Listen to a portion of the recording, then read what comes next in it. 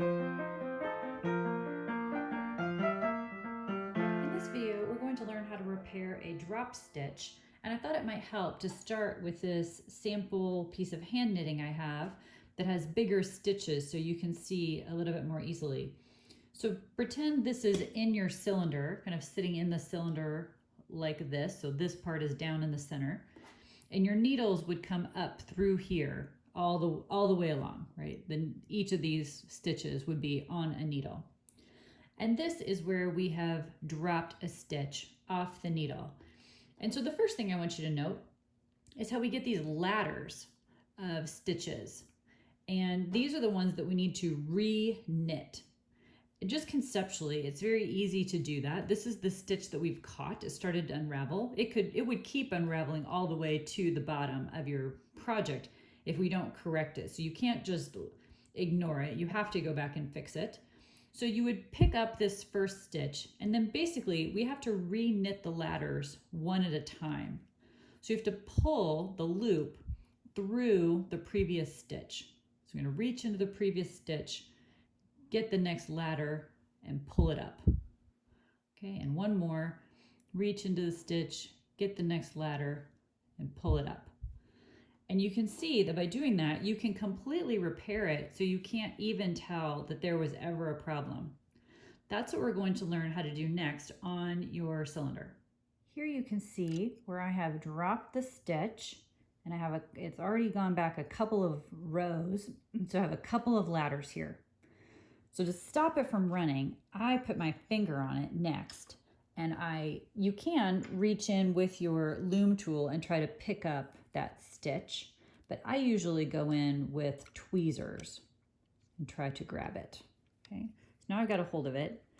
At this point, you would take out your big weight that you're knitting with and put in the little baby half-pound weight. Okay?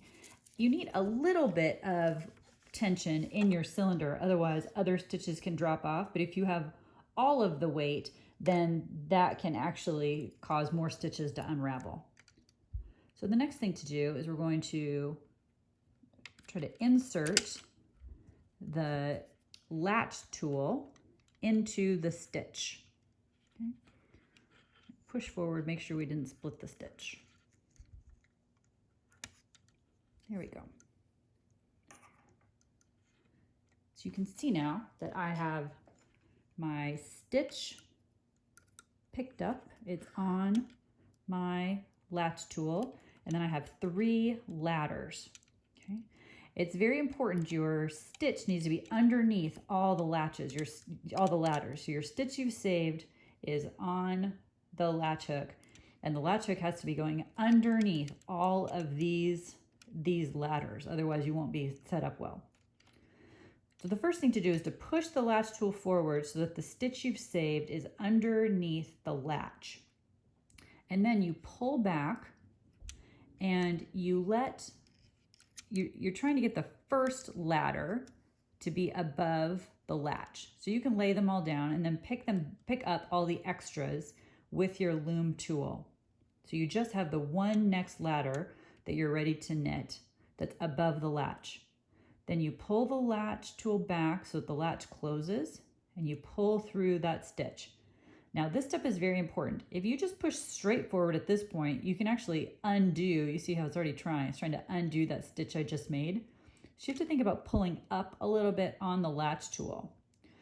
When you push forward, then you can't be out here. You can't be outside the ladders. So you keep holding your loom tool up so that your latch tool can pull up while still traveling under the ladders. Right here, you can see where it's critical to have the little bit of weight in the cylinder. You can see the weight is pulling those stitches down, which helps me out here. So now I push forward again so that the stitch I'm saving is under the latch. And I repeat the process. I pull the latch tool a little bit, let my ladders go, pick up all of them except for the one that's ready to knit, which should now be above my latch. The latch tool closed, pull it back, and push forward, but lift up a little bit on that latch tool. Push forward until the stitch goes below the latch. Put the ladder above the latch, pull back one final time, and then I'm ready to place it back over my needle, just like that.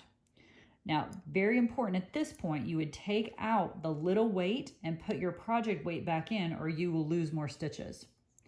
The other thing I want to show you is if you're repairing a stitch over here where the needles are below the latch, let me show you what that would look like. Let's pretend this is the one I'm about to put back. What I would do is I go in with my loom tool, okay, and then reach this way with your latch tool, okay, and then you can put the latch tool, even if that needle is down, you can put the latch over the other tool, and you can see it just falls right off then the correct way, and you can take it out. So that's how to do it in case the stitch you're repairing is down here under where it travels under the V-cams. My final note is that during this whole thing, I've been using the loom tool, the one that's not as sharp, because it helps keep from splitting the stitches. So that's all there is to it. You can see now that we've completely repaired that area. You can't even tell that there was ever a problem. If you have multiple stitches that fell, you need to catch them all. And sometimes I just put them back over the needles to hold them. And then I work one at a time, work all the ladders all the way up, put it back on the needle, and then do the next one, just one at a time until you've repaired the whole section. Always remembering to put your heavy weight back in, and then you're ready to go. I hope that helps. Happy knitting. Visit us at deanandbean.com and please like and subscribe. Thanks for watching.